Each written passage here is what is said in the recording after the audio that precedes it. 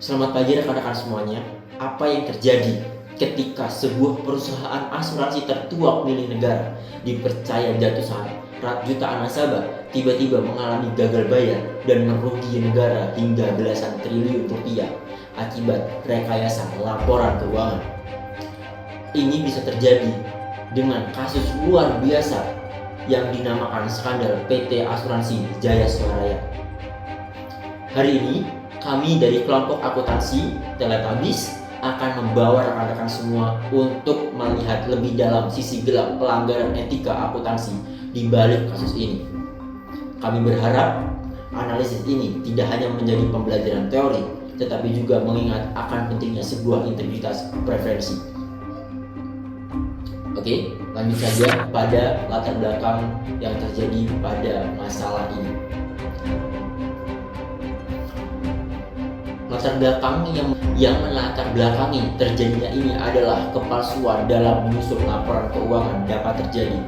Hal ini dapat terjadi karena inisiatif pribadi serta berbagai pihak dapat mendorong hal tersebut dapat terjadi di luar perusahaan maupun di dalam perusahaan.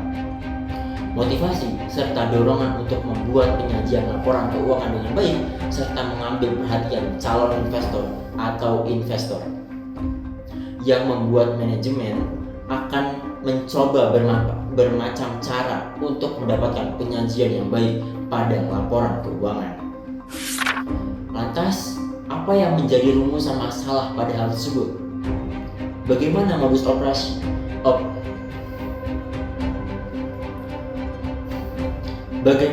modus operandi manipulasi laporan keuangan yang dilakukan oleh PT Asuransi Jaya Swaraya? Lantas, faktor-faktor apa saja yang mendorong terjadinya fraud accounting pada PT Asuransi Jaya Swaraya terhadap teori von Pentagon? Apa dampak dari skandal manipulasi laporan keuangan Jaya Swaraya terhadap nasabah, negara, dan industri asuransi Indonesia? Bagaimana penegakan hukum terhadap pelaku von accounting dalam kasus PT Asuransi Jiwasraya? PT Asuransi Jiwasraya adalah perusahaan asuransi jiwa tertua di Indonesia yang berdiri pada 1959. Perusahaan ini berawal dari Neil Mitch yang kemudian digabung dengan 8 perusahaan lain pada 1961. Setelah penetapan pemerintah pada 1996, nama dan bentuk usahanya berkembang menjadi PT Asuransi Jiwasraya seperti yang dikenal pada saat ini.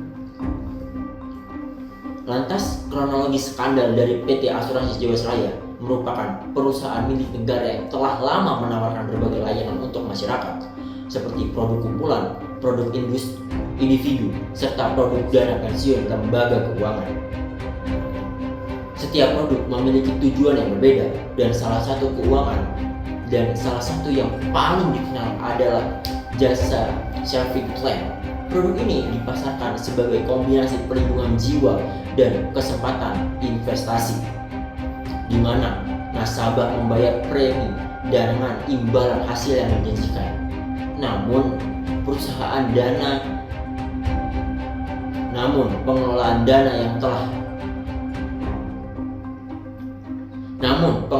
dana yang tidak tepat membuat perusahaan kesulitan memenuhi kewajiban pembayaran mulai 2018 hingga menimbulkan masalah besar yang berdampak pada nasabah dan kepercayaan publik. Selanjutnya mengenai kronologi skandal. Pada tahun 2018, Jiwasraya memiliki 28 produk reksadana dengan 20 diantaranya tidak diliquid dan menyebabkan kerugian negara sekitar 6,4 triliun rupiah pada tahun 2019. BPK diminta oleh DPR dan Jaksa Agung untuk mengaudit kerugian tersebut. Proses investigasi masalah berlangsung untuk mengungkap pelaku dan kerugian pastinya.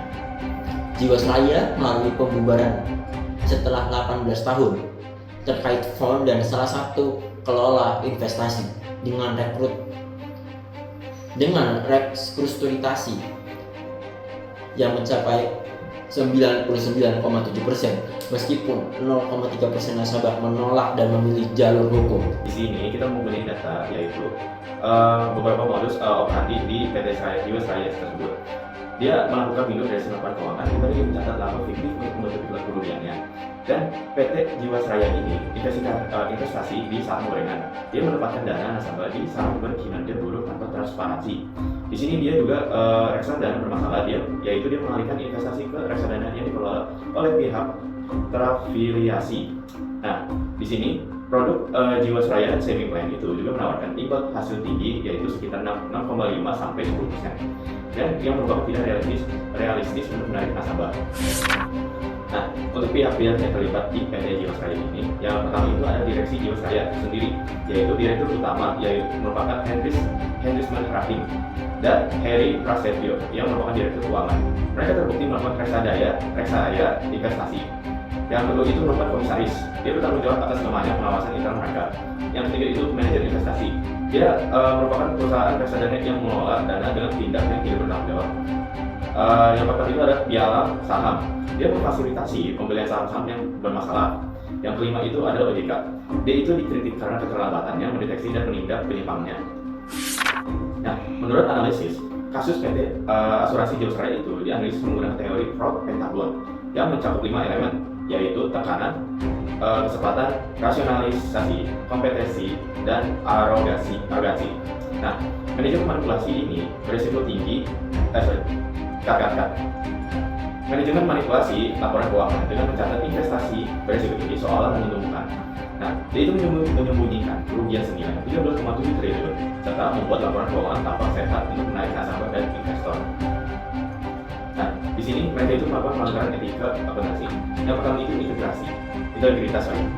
Akuntan dan manajemen mencatat data keuangan yang tidak mencerminkan prosedurnya, jadi tidak sesuai dengan lingkungannya.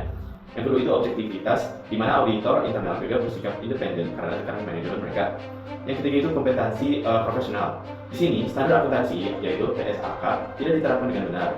Nah, yang keempat itu kerahasiaan. Nah, jadi di informasi kerugian mereka itu ditutupi dari publik dan regulatornya. Yang kelima itu adalah perilaku profesional mereka. Di sini mereka itu melakukan laporan keuangan yang tidak bisa dilihat secara jujur dan transparan. Oleh karena itu mereka telah melakukan pelanggaran etika akuntansi.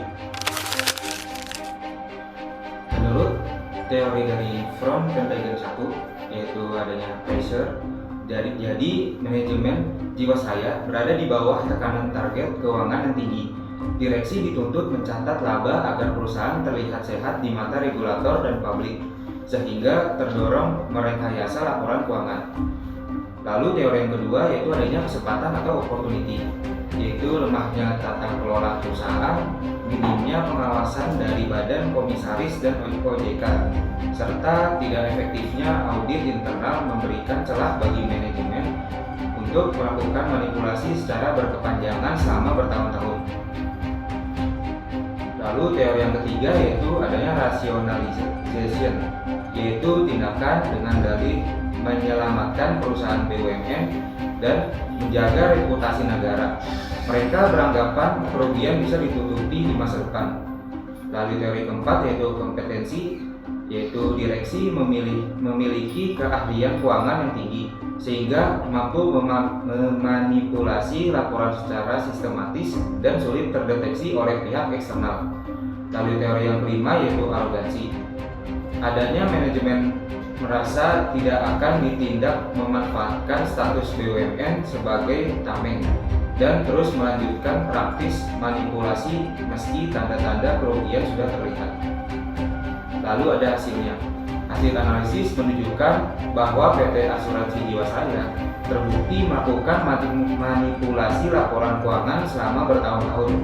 Perusahaan mencatat laba semu dengan memanfaatkan rekayasa investasi di saham gorengan dan reksadana bermasalah, sehingga laporan keuangan tampak sehat padahal mengalami defisit besar. Dampak dari skandal ini sangat besar, sehingga negara mengalami kerugian mencapai 16,8 triliun rupiah. Sekitar 5,3 juta nasabah gagal bayar dan kepercayaan publik terhadap industri asuransi menurun drastis. Beberapa direksi dan komisaris ditetapkan sebagai tersangka oleh Kejaksaan Agung dengan hukuman penjara hingga 20 tahun. Kasus ini menjadi bukti nyata pentingnya pengawasan internal dan eksternal yang ketat pada perusahaan BUMN. Dampak terhadap nasabah, sekitar 5,3 juta nasabah menjadi korban langsung skandal Jiwasraya. Nasabah produk JS Savings Plan tidak dapat mencairkan dana mereka karena perusahaan gagal bayar. Banyak nasabah yang kehilangan seluruh simpanan hidup dan dana pensiun yang sudah disiapkan bertahun-tahun, menyebabkan penderitaan ekonomi dan psikologis yang sangat besar. Nasabah harus menunggu proses restrukturisasi yang panjang melalui program IFG Life, yaitu perusahaan pengganti Jiwasraya. Sebagian nasabah mendapat ganti rugi namun dengan potongan nilai, sementara sebagian lain memilih jalur hukum. Kasus ini merusak kepercayaan masyarakat terhadap produk asuransi BUMN dan industri keuangan secara luas. Lalu dampak terhadap negara, yaitu skandal Jiwasraya menimbulkan kerugian negara yang sangat besar. Kerugian yang teridentifikasi mencapai 16,8 triliun rupiah berdasarkan audit BPK. Dana yang diinvestasikan di saham-saham gorengan dan reksadana bermasalah menguap tanpa bisa diselamatkan sepenuhnya, membebani keuangan BUMN dan APBN. Kasus ini memaksa pemerintah merestrukturisasi Jiwasraya dan mendirikan IFG Life untuk mengambil alih kewajiban kepada nasabah. Reputasi Indonesia di mata investor asing turut tercoreng. Kementerian BUMN mengalokasikan dana talangan yang berdampak pada anggaran negara. Skandal ini mendorong reformasi regulasi di OJK dan Kementerian BUMN. Oke, selanjutnya proses hukum. Jadi pada 2019, Kejaksaan Agung mulai menyidik kasus Jiwarasa setelah BPK melaporkan indikasi fraud. Pada Januari 2020, Kejaksaan Agung resmi menetapkan 6 tersangka utama dari Direksi Jiwaraya. Persidangan berlangsung di Pengadilan Tipikor Jakarta pada 2020 hingga 2021 dengan dakwaan korupsi dan pencucian uang.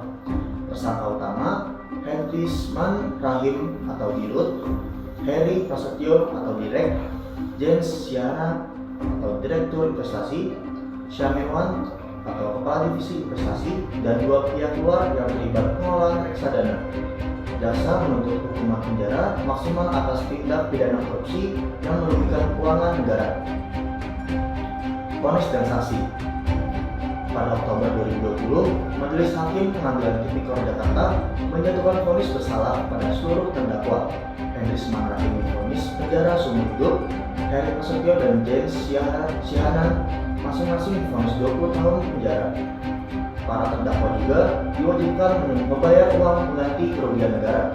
Vonis ini merupakan putusan terberat dalam kasus korupsi BUMN di Indonesia. KPK dan Kejaksaan Agung menyita aset-aset milik terdakwa. OJK juga mencabut izin beberapa manajer investasi yang terlibat.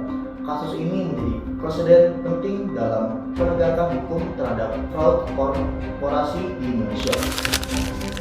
Kesimpulan, kasus PT Asuransi Jiwasraya menunjukkan adanya indikasi fraud accounting melalui manipulasi laporan keuangan dan pengolahan investasi berisiko tinggi yang menyebabkan gagal bayar kepada nasabah.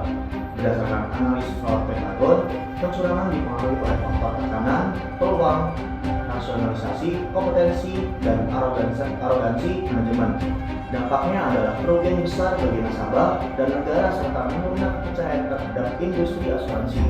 Kasus ini menjadi pelajaran penting mengenai perlunya transparansi, tata kelola perusahaan yang baik, dan pengawasan yang kuat. Saran dan rekomendasi.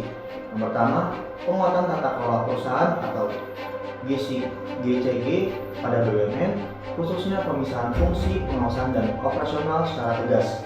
Yang kedua, OJK perlu meningkatkan intensitas pengawasan terhadap investasi perusahaan asuransi, terutama yang bersifat berisiko tinggi. Yang ketiga, auditor internal dan eksternal harus lebih independen dan tidak berada di bawah tekanan manajemen. Yang keempat, penegakan kode etik profesi akuntansi harus dilakukan secara konsisten untuk mencegah fraud. Dan yang terakhir, Literasi keuangan masyarakat perlu ditingkatkan agar nasabah lebih kritis terhadap produk investasi berimbang hasil tidak realistis. Sekian dari kasus Jiwasraya yang telah kami presentasikan. Oleh karena itu, kami akhiri. Terima kasih.